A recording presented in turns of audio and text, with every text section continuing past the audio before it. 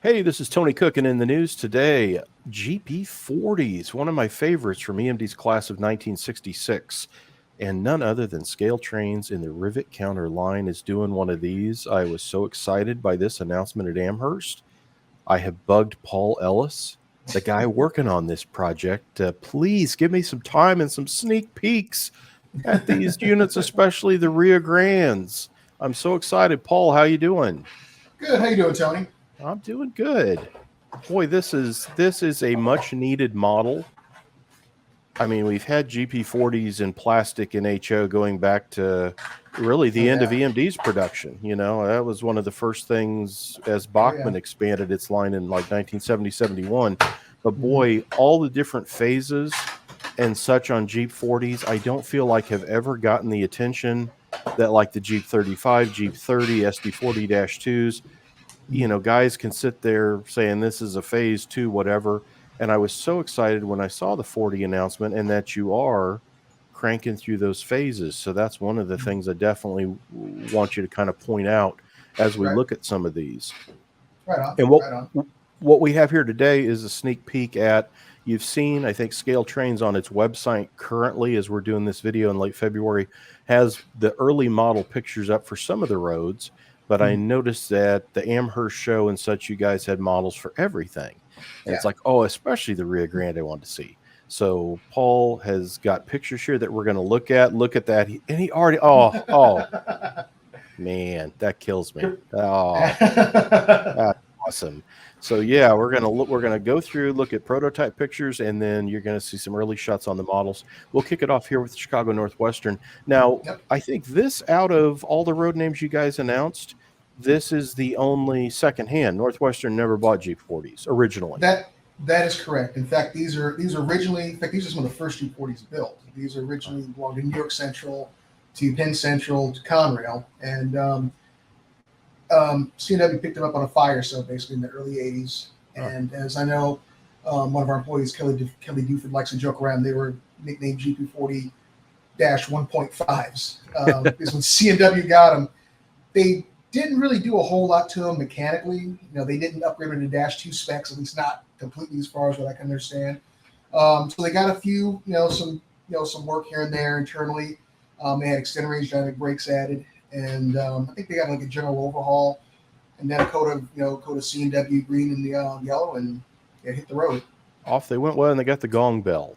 That Oh was the yeah, they got the thing. guns. That's right. Yeah, they got the gong And I bell. think Yeah. that's the thing that kind of throws you, because you think about, what, Katy, Rio Grande, North, there's so many roads that kind of took on those New York Central, Penn Central, Conrail Mm-hmm. 40s. And like for Yeah. Rio Grande, they didn't get the nose light put in them. Right. So when you see Yeah, the that bell, Smurfs. your first thought is, well, maybe they did buy some, because Yeah. certainly they did. And yeah, no, they really did this later.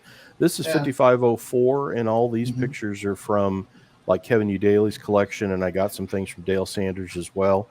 I noticed, and your models got it. I see the shoe Yep. The down here ETS. on the lead truck there on this Mm-hmm. one, and as we mentioned, the bell in the nose. Mm-hmm. This is 1981, so this Mm-hmm. would be Oh, that's fresh fresh out. from, yeah, what, Marshalltown or Council Bluffs or maybe Mid Yeah. America, whoever painted them. Yeah. Yeah. And another interesting thing about them too is the fact. Well, it was. I think it was something that they had done to them under Conrail ownership.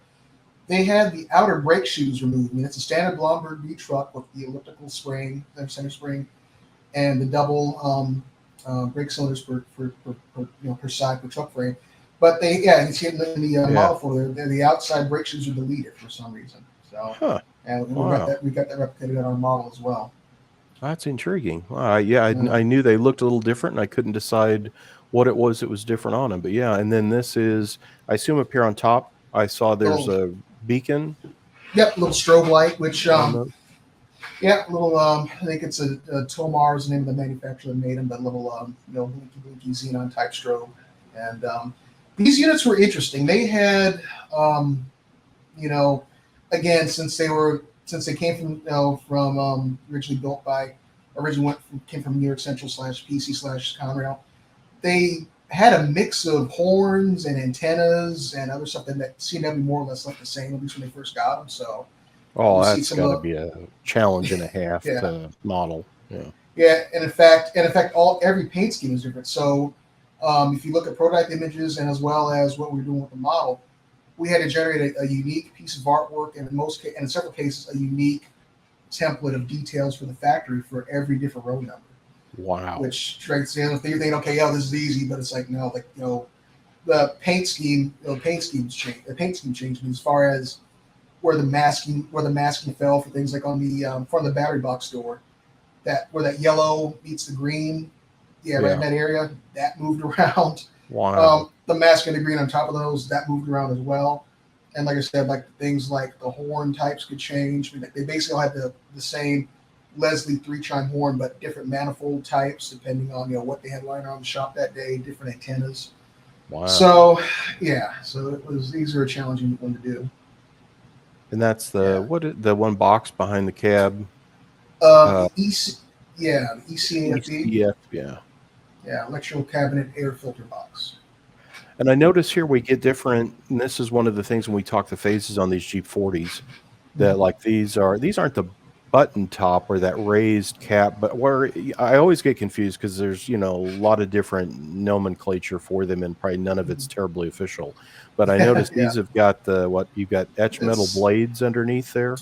Well, actually, the blades are molded into the shell. Oh, okay. They're painted separately. But the top fan grill, that's a unique spotting feature. So on early production units, they had that center pan, is what a lot of modelers call it, at the center of the grill, and also the rings going around the grill. It's a spiral pattern. So if you look at it closely, you can see where the spiral ends and how it lines down onto the middle. Yeah, I never caught that. Wow.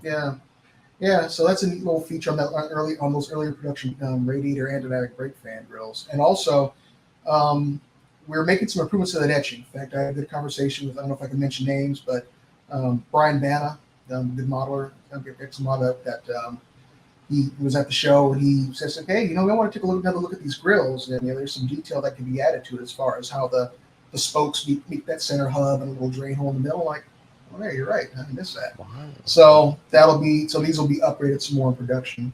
Huh. And also, another thing I want to point real quick, back to the previous photo, we added radiator core detail. So, like, if you look under the fan blades, I was going to ask, what is this down here? I've never seen that before. Yeah, those are the radiator cores on the prototype. Simulate that. I mean, so another little detail some folks may not notice right off the bat, but have it down in there. Wow. And this is something I caught, and maybe it is other ones, but this taller, shorter on these early kind of the chicken wire or the wire screen. It's like, wow, I hadn't noticed that before. It's like, oh, that's neat. Anytime you guys do a model, though, like when you did the Jeep30s, I suddenly was blown away at the fact that the cab roof can have like one bar or multiple bars, or it's like, what? Yeah, that's amazing. But this is one of those that caught my eye. Wow, I don't think I've ever seen that rendered quite like that. It looks amazing. Yeah. And here we get another look at those modified trucks. Modified Blomberg V's, yep. Yeah. They are. These are.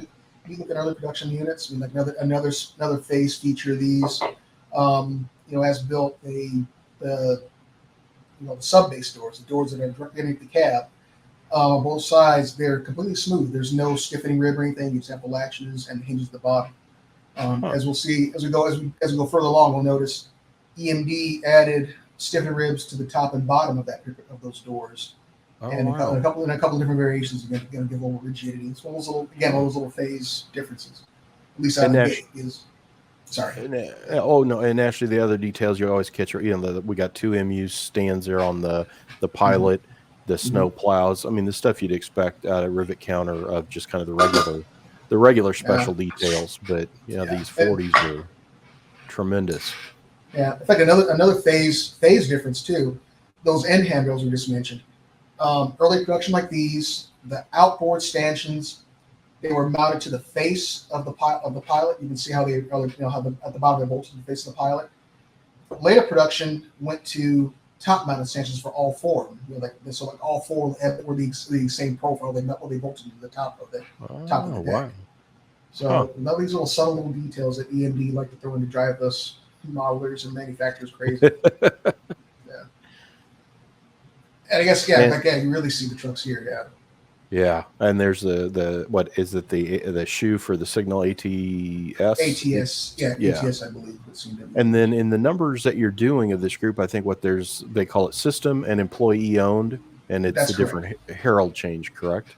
Correct. Yeah. Yeah, we're doing both versions. I mean, yeah, C&W, when they were repainting or when they after required when they were repainting them, they were in the transition phase, I guess you could say. We did it for logos, and the numbers were selected reflect those variations.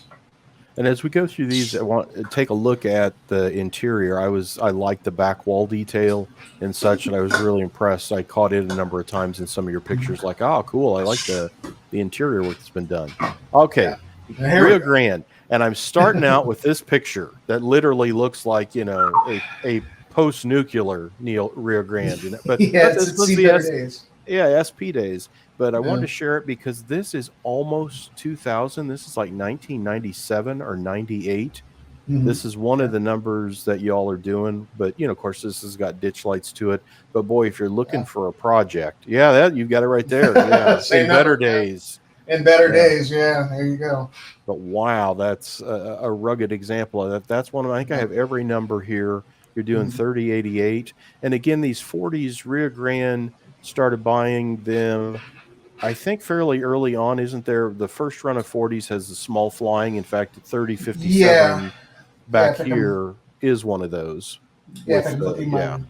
if I can look at my roster information here, they got the first units, and yeah, for really early on, January of '66. So they got some of the Yeah. very first ones built. And Rio Grande always had these little, like that one, this later years, that's not Rio Mm-hmm. Grande standard, but Yeah. this is something always surprised me that they had this little set of horns was kind of typical on almost all their stuff. Yeah, And the Nathan Earchant M3. Yeah, that's it. Yep, that trademark horn and back for Rio Grande back in those days. and the extended dynamics, which we'll see on the model, Mm-hmm. Yeah, which mhm. that Oh, comes sorry. in with the Jeep 40, right? That's the first EMD model you could buy that. Yeah, late '60 series production, around 1970, 71-ish, I want to say, without looking at my notes. That's when EMD introduced that longer taper across the board on the GP40, the SD40, and the SD45. And the reason for that taper, um, my understanding is that the electrical cables that are associated with the dynamic braking, components, those are routed up through that housing and toward the front of the unit and go and snake into the unit where they go and hook into the electrical cabinet and all that kind of stuff. Earlier production with a shorter taper, I guess they're having problems with the cabling getting heat damage by being so close to the exhaust and turbocharger, the stuff that's going on up in there. So on these production units, they revised the shape of that taper, made it longer to give it a more cooler routing to kind of keep the cables from getting toasty.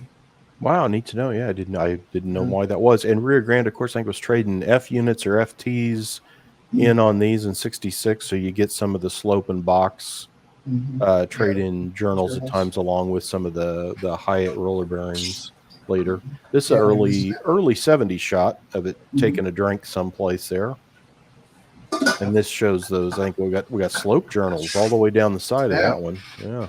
Yeah, and they were a mixed bag, like you said. It depending on if they was riding on trade-in trucks or you get stuff getting swapped around in shops. It could be a mix of. I mean, they could be a mix of different things depending on the number and the time frame. There we go. This is a little later in the '80s. I think this is down around Canyon City, if I remember right where that picture was. Nice shot. Always loved rail fan in any part of the Rio Grande, and getting to see stuff there was always a favorite railroad. And here Yeah, we set. go. Wow. Yeah. So we got the Nathan M3 horn up top. The ice skate antenna, the Excalibur antenna, and this one's got the little Mars light headlight housing in the nose. So yeah, definitely Rio Grande-ish. I think that's about the best I've ever seen that. Oh, that rendering with the. I was saying this to my dad the other night when I first got these pictures because that's where I got my love for the rear grand. I said, yeah, "Wait till you see," and headlights. he said, "Oh, those used to be such a pain to try to file down the nose and Oh stick that yeah. details west or whatever in and getting them to fit." He Hmm. said that. I said, "Oh, wait till you see the job Yeah. they've done." Yeah, I've cut a few nose lights in my day. You know, when I had more time to model, and yeah, it can be a chore. We got the Yeah. ACI label, and on the other side, of course, I think what the ACIs had spots they were supposed to be kind of, it'll be in the back on the Yeah. opposite side. We'll see where it's mounted to the thing, and it is a separate plate, it appears to be. We got Hmm. what the speed recorder on the front Hmm. truck. And then Yep. this is what the reach through before they did the upturn handles. Is that correct? The hole in the Uh, pilot? those I believe are lifting slots. They were on the front of the Oh, pilot, and they were there to, I guess, like in a re-railing situation or wreck situation where they could hook lift a it up. lifting, Oh, yeah, and lift okay. it up through the crane. And yeah, that was something that railroads could option for. And I know some railroads had an after fact. I've seen some examples. Maybe some that had a reinforcing web around the top of the opening. Oh, neat. So And I yeah. like the drop step with the Hmm. black tread, Hmm. rather than just shot with like in the single piece of, or, the orange plastic or the action orange plastic. Really nice. Yeah. And got Yeah. the little snow plow just so, and the Mhm. vent on the cab that always messes up decal and numbers Oh. on the side of a Rio Yeah. Grande cab. I think that's I think that's a blue flag bracket. I believe Oh, for yeah. Okay. Yeah. posting a blue flag on there. I think. I think. Yeah. Also, some kind of neat. If you look up on the number board housing, you can kind of see it peeking out under the headlight. There's a little. I'm not sure if it's a step or some little bracket, but a lot of rear Ah, grand units have that, like from GP40s, G35s, tunnel motors, and so on. And I've never seen it done before in a model, so I said let's add that. wow. No, A that's, little- yeah, news to me. It's amazing how when now I'll see that all over the place when I look at Yeah, prototype. It's like, oh, how did I never see that I before? never noticed that Same, before. Yeah, same with like the drainage holes or whatever here in the sides. I yeah, I yeah. can't remember where I first saw that. It might have been on like some proto tooling or something, like, why are there holes in the side of the shell? Mhm. What'd they do? And it's like, oh, Yeah, there really are. Yeah. yeah, drainage holes for the inertial filter compartment right back at the cab. So, Huh. and actually, that's another phase identifier. On later production like this Oh, unit, the holes were spaced close together. Like the uppermost hole was always directly underneath the intake grill, but that bottom hole on earlier production, it was down far a lot lower, like close right around that area, right before, yeah. like right around that area. And later production, they moved it up higher, and it also Wow. moved around on the opposite side as well. Huh. Well, I never So, knew that. And I yeah. see the conduit and cabling. In fact, we've got a couple of shots. I got some of the other road names. We'll get a better look at that stuff, but Mhm. really impressed with the underbody. And I think the L and N, I've got questions for you on the underpilot Sure. area there when we get there. This tread walk, and I know it's Mhm. just the diamond pattern tread walk, but wow, it looks so good on the steps and everything. I don't know why it was really catching my attention on this, but it really is well rendered on this one. Thank you. Yeah, it's yeah, the tread plate is one of those things that's really distinctive on any EMD or GE locomotive. And on EMDs of this vintage, like on the 40 series, there were actually two different types. You Oh, can see on the model. The pattern actually changed. So later production had this diamond pattern that we're like really familiar with, like on SD40-2s, and and down the line up to like almost current production. Whereas in earlier production, it was kind of like a little X pattern, like each little nub was like kind of shaped like it was like a rated like a kind of an X. okay. Huh. So really subtle difference, but another thing you can watch out for as far as the prototype goes. Does the exhaust thing, does this change in the Jeep 40s Um, from production, as far as the initial production, no, you didn't really see any changes to the exhaust until we got to the -2 series when they introduced the with like the exhaust silencer. silencer and stuff? Okay, I couldn't Yeah, remember if that, yeah, yeah, ever came into play or not. Yeah. yeah. And again, different fans here. We don't have Hmm. the pan top in the Right. center here. This is the screened in top with like the pie slices. Yep, and it's all the rings are all concentric instead of one big spiral, which is kind of another Nice. neat little feature. And yeah, yeah, and, yeah. And this, I've seen frogs done before, but maybe it's just the color. But you've got, there's the jacking pad, but boy, the two hooks Yeah. holding the frog. I don't think I've ever caught that rendered quite like that on a model. That's incredible. That really looks amazing. And then here, as I mentioned, the ACI plate kind of in the Mhm. same spot, reverse side Yeah. there. And then this drainage pipe, I'm guessing, for something. Yeah, I think it's I know so they'll probably correct me. I want to say it's for the engine sump, the oil drainage or drainage for the engine sump. I'm not sure. Hopefully, somebody else that's out there that's watching and is more familiar with the inner workings can chime in. But we've got actually a couple of variations of that. I've seen some units that are just the little drain head that just sticks out from the frame, and then other units like this one where it's got a tube coming off it as well, but dump right Hmm. onto the tracks basically. Oh, And another neat little paint details that you can see the equipment truss. I guess initially was painted on there with a stencil. Then I guess they figured, okay, let's make this a little more permanent and stuck a oh, fixed plate over it. Okay, yeah, I was platform wondering over it. what. Yeah, Yeah, wow, so neat, but you can see the original peeking out from behind it. cool. And you guys are painting the faces of the wheels. I love that. Yeah, thank you. Yeah, that's something we started doing about a year or so ago. Like the 1ACs or Devos or something, yeah, had that, Yeah, and I thought it was really amazing. yeah.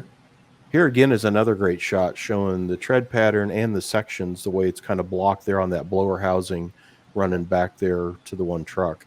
Really Yeah. nicely done. And the extended dynamic with, you can see the little riveted plate there just down from the exhaust on the side. And another neat feature too is like these later production units. They also had they had stiffening ribs added to that blower housing. Oh, yeah, the So, here. Yeah. yeah, kind of foreshadowing what we're going to see on the Dash 2 line. And here we go. L&N. The L&N surprised me in the announcement because I know it was either you or Mike Hopkin and asked me for pictures back when you were working on this project. And so then when it gets announced, I go looking, well, where are all my, to get my pictures together? It's like, I don't have any L&N. I guess they didn't tell me about the L&N. So I'm now digging up the L&Ns and I'm going to do, I was working with Warren Calloway and like Paul Wester. I'm going to do Diesel Era somehow never covered the L&N G40s. And so it got me intrigued by them, and I've pulled a bunch of pictures together, and I'm going to have that later this year in Diesel Era. But here's some shots to share ahead from what I got together in those. This is the paint scheme you all are doing, which you're calling the early. And Yeah. and I've got different ones that we'll see here and step through. But I had, again, L&N, I'm not that big a fan of, so I didn't know it the same until I got to looking at all these and was surprised. I think I have at least 3 different treatments of kind of this Yeah. lettering, Oh yeah. and this is the one you're doing. Yeah, Yeah.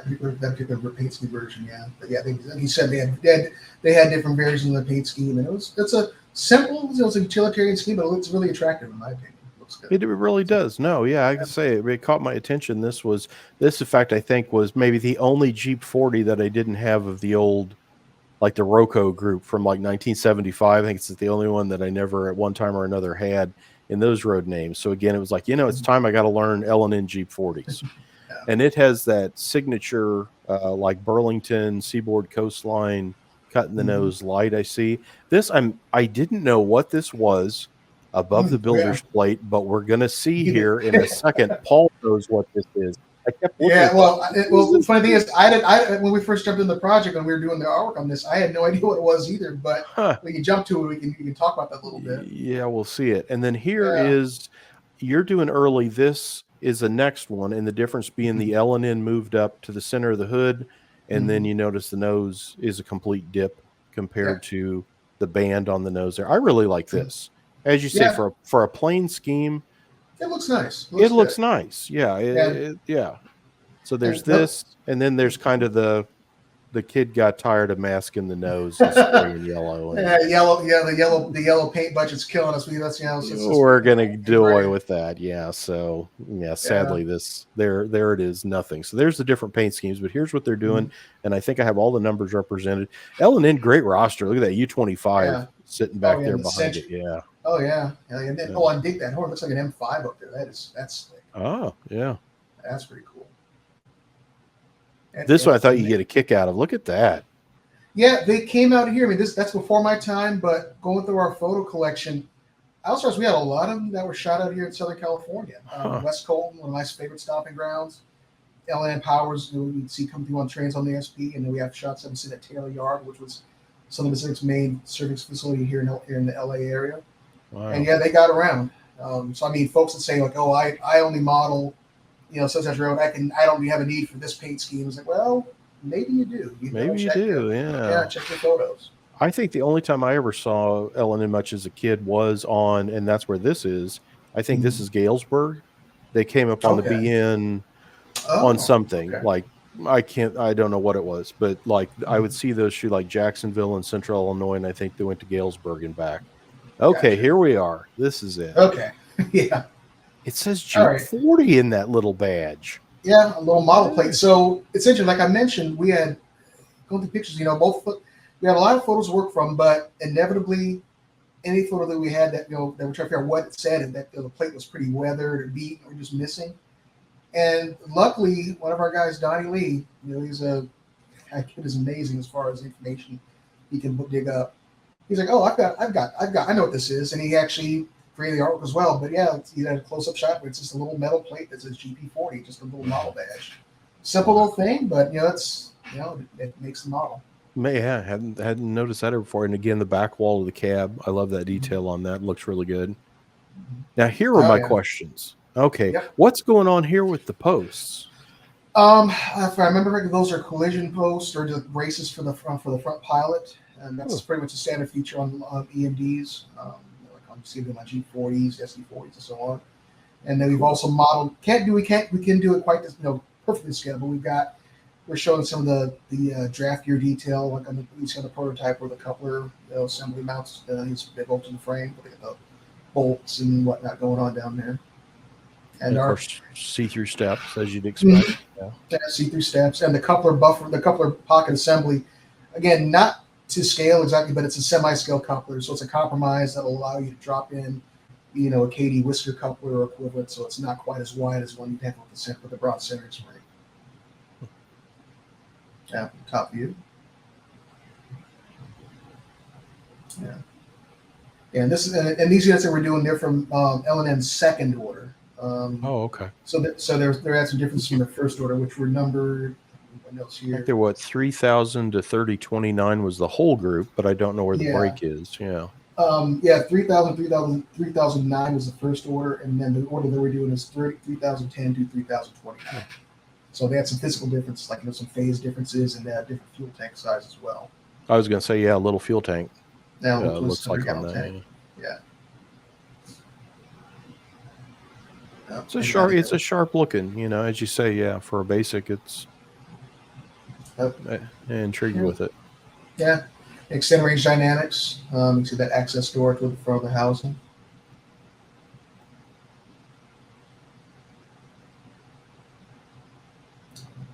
These are tremendously sharp.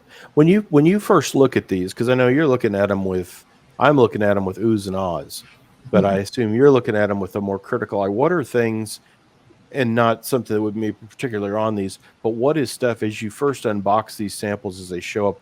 What are the first things you think you're looking for as far as, is it right, or like what do you focus in on when you first see these samples?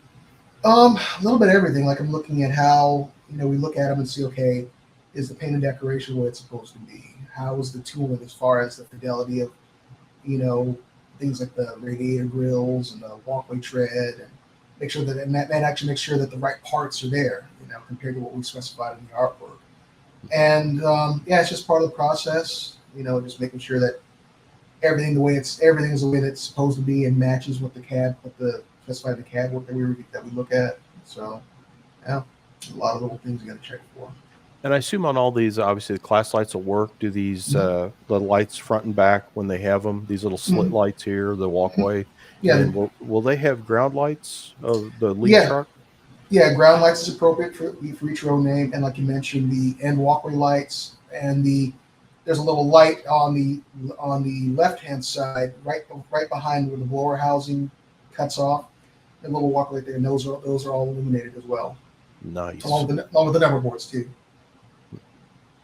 Yeah. Again, nice look there at the conduit underneath, and the trucks, and the kind of the bottom pads of the trucks showing a little more detail.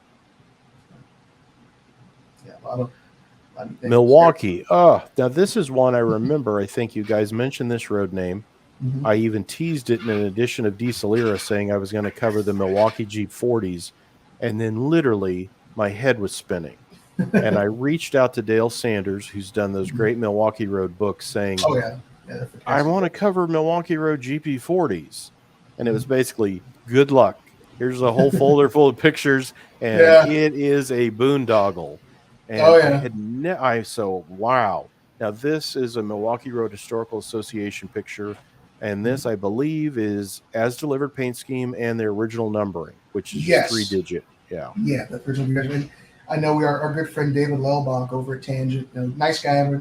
Manufacturers, most of us do get along. Dave's a really nice guy, and he's a big time Milwaukee Road guy. And I know he was excited when we shared that we're working on these. So yeah, like you mentioned, these were 3-digit numbers when they were first built, and they didn't last very long in the series, from my understanding. In fact, they just went to the 2000 series within a year or two Pretty after being quickly. delivered. Oh, okay, wow. And so Dave was like, "Hey, don't do the ass liver numbers. Do the 2000s. That's the most, the most longest lived number series from Milwaukee." He's like, "Okay, yeah, great, perfect. Thank you for that tip. Appreciate it." And we'll get to see this all weather cab on this side comes back or is on the model, and we'll see it again. And now here is the more you're doing the 2000s, and I always like how Milwaukee welded the plate on the dynamics for the road number. Have this whole side that you could put a road number anywhere, but no, let's cut a little piece of styrene and glue it to the dynamic brake, because obviously this was before the kid knew how to use Microsol and get it to lay down over the doors. And in fact we're doing that, and also the logo inside the cab. Those are separate photo etched metal parts that for those details. And boy, do they look tremendous. Yeah, wait till I get to the model shots. This one I love because look what it's coupled up to. A little Joe. Oh wow, that is how's that for odd? Yeah, that's cool. Yeah, under the wires there. That's cool. Okay. And then this one almost equally as good. FM Fairbanks more. Yeah, isn't that odd? I'd have to look and see where that is. But and then a nice UP, I think U28. Yeah, there. So you see back there. And this is what, an electronic bell? Is that correct? Yeah, electronic bell, e-bell, an early iteration of that kind of part. And there's 2 different styles that Milwaukee Road used. Yeah, and there you go.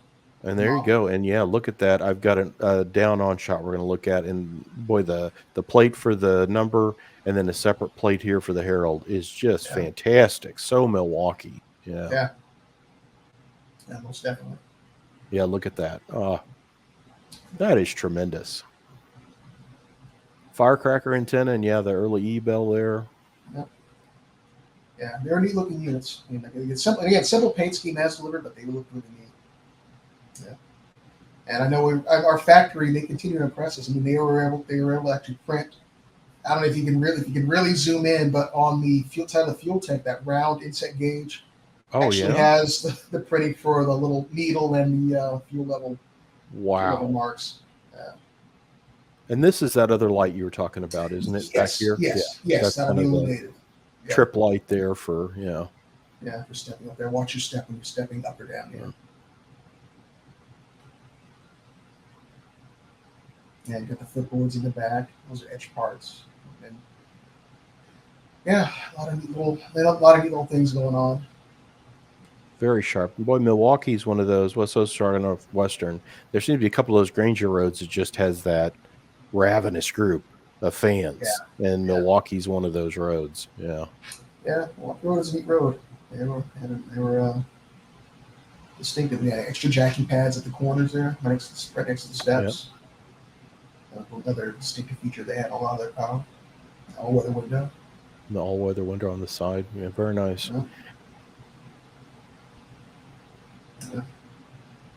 And another little subtle detail that ties into the production phases. On the nose, on the grab irons on the very front of the nose and on the top of the nose, they're just straight grabs. There's no drop to them.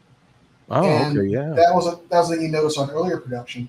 Later production, a few years into production, EMD changed the grab irons on the nose, front, and top to the drop style grab we're more familiar with. And that also flipped around, like the bolt, the attachment was simply where they were attached. That flipped around too, at least on the models too. Wow. So we did that variation as well. Again, there's so much going on with this run of G40s phase wise that on the forums and other stuff for years, I've always heard, yeah, that's great, but boy, if we had, there's so many odds and ends to do to a Jeep 40, Yeah. and it's wonderful to see that this is getting knocked out at this point for these. Yeah, we're doing our best we can with this project. So basically, planned out of the gate, and we got planned out. I mean, we'll be able to cover, or will cover, basically everything from the very first G40s built all the way to the ones built at the very tail end of production before they went to the -2s, like maybe something built like November, December of '71, occasionally. So yeah, we'll run the gamut there. What's possible. All right, we took that close-up look of the things that we didn't have model pictures of yet, but the other road names that we've not talked about, one of them we absolutely have to, even though I'm a Western guy. I know you're a Western guy too, Southern Pacific. I mean, I know they operate trains east of the Mississippi and in the Eastern time zone, occasionally, but yeah, all right. But Penn Central, we'll take a look here, because Penn Central, I think, actually, don't they get credit as they have the most from New York Central? Yeah. Well, right out of the gate, I believe they also had the biggest fleet. And then when you condense them down to New York, from New York Central, yeah, they had the the all-time leader as far as the production went. So Penn Central's in this initial group. Mm-hmm. Yeah, and again, Spartan paint scheme, but still attractive looking at the end of the day, and just pretty simple. I mean, they didn't go whole hog with a lot of options. They had the footboards on the ends. That was most the standard thing, and then standard range dynamics, basic Leslie 3-chime horn, and Excalibur ice skate antenna, and pretty much it. And you're doing the signal box, the little satchel thing that sits there on the steps. Yeah, and in fact, I'll have you mention that, because that impacted some of the details. So where the signal box mounted, that forced them to relocate the grab irons for climbing onto the nose to the opposite side. So if you normally the grab irons for the nose, to access the nose or climb up there, those were on the right hand side, on the side of the nose and on top. But they flipped them around to the opposite side on account of that cabinet being there. Ah, neat. Yeah, that's on the model as well. And then the other road name, I was so excited on this, and we will hit those bicentennials in a second. But we've got, with pilot stripes and without, of the great Pearlman Green Western Pacific. Yep. Yeah, there was one oddball we included. In fact, again, Donnie, one of our artists, he caught and brought up, I guess there was one UV numbers was involved in a wreck early on. And when it got repainted and prepared and repainted, they left off the pilot stripes. So. That's the story on that. Okay, yeah. And then this, to me, was kind of the surprise out of the bunch, too, that we're getting the bicentennials, the 1776, 1976 pair. Oh, yeah. Wow. Yeah, and they're neat looking. I mean, those are, to me, I think they just took more or less took Santa Fe's bicentennial paint scheme for the 45-Ds and slapped on there, or I think SEO had a similar treatment, too, for their U-boat, but less of a paint scheme, and there are little variations on the paint job. Where to look. Like when we were doing the artwork, we noticed the spacing of the stars between the two units that could change. That changed between the units. Wow. The flag on both sides of the cab, that changed between the two numbers, and also another thing that changed around as well, depending on the time frame. That round placard, it went from, I remember I got water right here. Initially, it was the Great Seal of the United States. You see it right there with the eagle, the crest, and then it went to, I believe, a Liberty Bell logo, and then after that it went to a logo promoted by U.S. Savings Bonds. So there's 3 different variations possible on that. Wow. On that round placard. So. And I'd never caught this. That's got a circled 76. Mm-hmm. And kind of waving.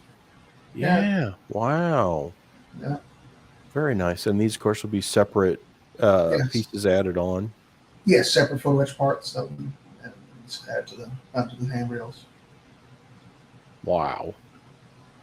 Never enough on the bicentennials. I don't know what it is or why, but here, a lot of the railroads, they really went all out and they dolled up some of the locomotives and some beautiful paint schemes. Fantastic. And these are all available now for pre-order end of the year. Is the delivery date? Does that seem potential? Yeah, I mean, sometimes things happen, unfortunately, but we try to stay on top of the delivery dates the best we can. So yeah, so end of the year, early next year. And of We'll course, they're just, coming as the stuff does. There's a sound ready DC, and that's then correct. naturally the ESU DCC edition Yeah, as well. But yeah, wow. yeah. In the ESU Milks on 5, yeah. Well, I know the Jeep 30 just blew me out of the water. I thought it was so spectacular. Even though I did not buy the Rio Grande that you did, but I kept looking and looking and looking. And it's Yeah. like, why did Paul do that late Rio Grande that I wanted a Rio Grande back in the As day? Bill, Yeah. yeah, So we try to bounce around and cater to different guys from different eras, and rest assured, in our future on, we'll be able to do, we can do, and we will do a Rio Grande that's close to, the as built configuration, but for the that was all. 60s. It's like, man, I've always wanted a super high end Jeep 30, and that's one of my favorite roads. And it's like, there was times I would go back to the website, like, why didn't I buy this? How come I didn't buy this thing? And it's like, oh yeah, it's a little later. Yeah, I'll wait till they do. Yeah, But this 40 is perfect. That it's right in, that as delivered your look. sweet spot. Yeah. What a fantastic group! You guys have got so much neat stuff coming. I appreciate your time today, Paul. All This right, is very just welcome. No, thank you. Thank you. you've added a lot of information that I know. There's stuff I didn't know and answered questions I didn't know what stuff was called or what it did on these things. So I'm even more excited by it. Get your pre-orders in. February 26th is the cutoff date. You can order direct from Next week. ScaleTrains or participating dealers as well. And right now, end of the year is what we're looking at, maybe to see these roll in. Paul Ellis from ScaleTrains, I want to thank you so much for your time Yeah. today Thank you, sir. and No, thank this you.